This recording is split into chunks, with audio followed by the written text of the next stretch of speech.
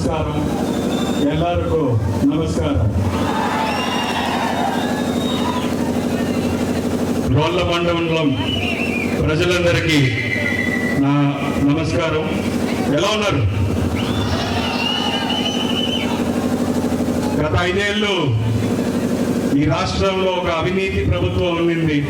ఒక ఛాన్స్ అని చెప్పి 5 సంవత్సరాలు 50 సంవత్సరాలు వెనక్కి తోస్తాడు.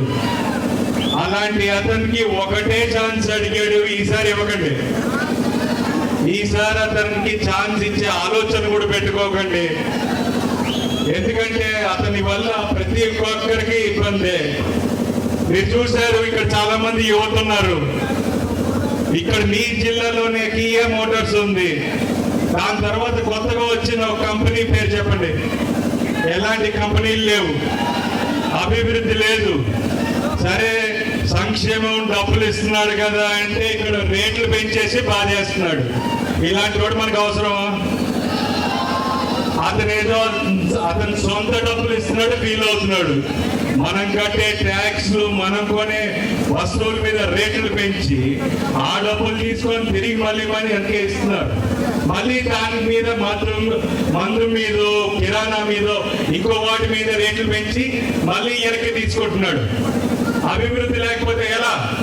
మీ భవిష్యత్తు, మీ పిల్లల భవిష్యత్తు ముఖ్యం కాదా?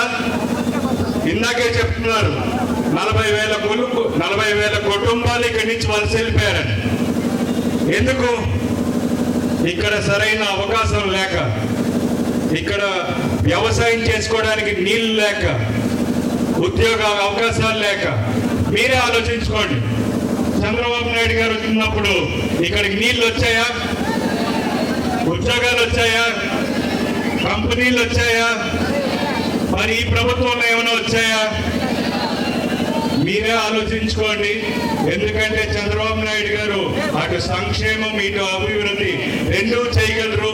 మీరు అంతకుముందు తెలంగాణలో చూశారు, 2014 నుంచి 19 వరకు ఈ ఆంధ్రప్రదేశ్లో కూడా చూశారు. సో మీరందరూ మీ భవిష్యత్తు, మీ పిల్లల భవిష్యత్తును కూడా ఆలోచించి తెలుగుదేశం పార్టీని గెలిపించాల్సిన అవసరం ఉంది. ఇక్కడ మీ క్యాండిడేట్ ఎంఎస్ రాజు, ఆయన పేరులోనే మడకశిర ఉంది, ఎంఎస్. ఇవాళ నుంచి ఆయన ఎంఎస్ రాజు కంటే మడకశిర రాజు అని ఎక్కువ పిలుస్తారు. చూడండి, మీరు చూశారు ఈ 5 ఏళ్ళలో ఈ సైకో ముఖ్యమంత్రి మీద ఎన్ని పోరాటాలు చేశారు. ఆయన మీద 30కి పైగా కేసులు ఉన్నాయి, 55 అంట. ఎంత పోరాటం చేస్తే అవార్డులు వచ్చినట్టు చెప్పుకుంటున్నాడు ఆయన 55 కేసులని. ఆయన పోరాటం చేసింది ఎవరి కోసం? మీకోసం. అలాంటి ఒక నాయకుడు మీకు ఎమ్మెల్యే అయితే మీకు ఏ అవసరం ఉన్నా, అవసరమైతే చంద్రబాబు నాయుడు గారి మీద కూడా గట్టిగా వాదించి తీసుకురాగలుగుతాడు. ఖచ్చితంగా మీ మడకశిర నియోజకవర్గానికి న్యాయం చేయగలుగుతాడు. ఆయనకి తోడుగా తిప్పేస్వామి గారు కూడా ఉన్నారు. సో మీకు ఖచ్చితంగా మీకు ఎమ్మెల్యేగా ఎంచుకుంటే ఆయన మీకు న్యాయం చేస్తాడని నేను భరోసా ఇస్తాను. మీరు మే 13వ తారీఖున ముఖ్యంగా అందరూ వెళ్ళి ఓటేయండి. అది మీ చేతుల్లోనే ఉంది, మీ భవిష్యత్తు. మీరు ఎన్నుకునే నాయకుడే మీకు తోడుంటాడు, మిమ్మల్ని కాపాడతాడు, మీ ఆస్తుల్ని కాపాడతాడు.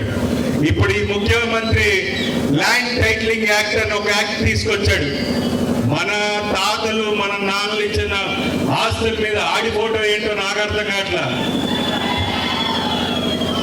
మీరు ఒప్పుకుంటారా?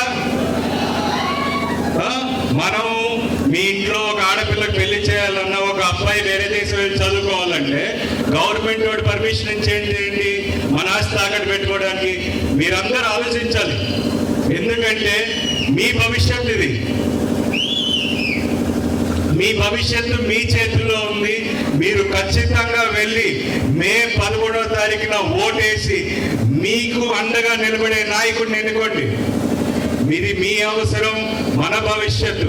మీరు చూడండి, 73 ఏళ్ళు చంద్రబాబు నాయుడు గారికి. ఆయనకు అవసరం లేదు, కానీ ఎవరి కోసం తిరుగుతున్నారు? మీకోసం, మన కోసం, మన భవిష్యత్తు కోసం, మన ఆంధ్ర రాష్ట్రం కోసం. పవన్ కళ్యాణ్ గారు, ఆయన సినిమా యాక్టర్, అలాగే హ్యాపీగా ఉండొచ్చు.